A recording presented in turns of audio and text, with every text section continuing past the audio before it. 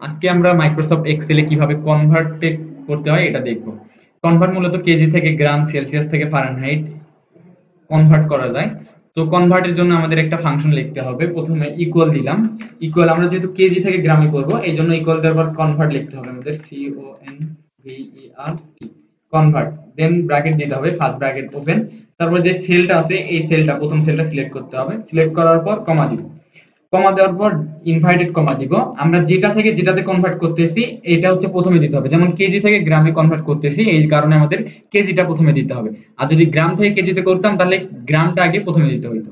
তাহলে এখানে কি করলাম, কেজি ইনভাইটেড কমা কমা, আবার ইনভাইটেড দিব, তারপরে গ্রাম ইনভার্টেড কমা ব্র্যাকেট ক্লোজ দিয়ে এন্টার দিব।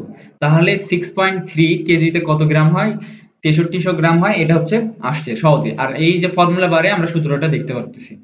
এখন যদি আমরা এখানে প্লাস আইকনে ওই সেলটা ধরে নিচের দিকে নিয়ে আসি তাহলে কি হবে, প্রতিটা সেলে এভাবে আমরা ইকুয়েশন না লিখেও সহজেই আমরা কনভার্ট করতে পারি। কেজি থেকে গ্রামে করতে পারি, সেলসিয়াস থেকে ফারেনহাইটে করতে পারি।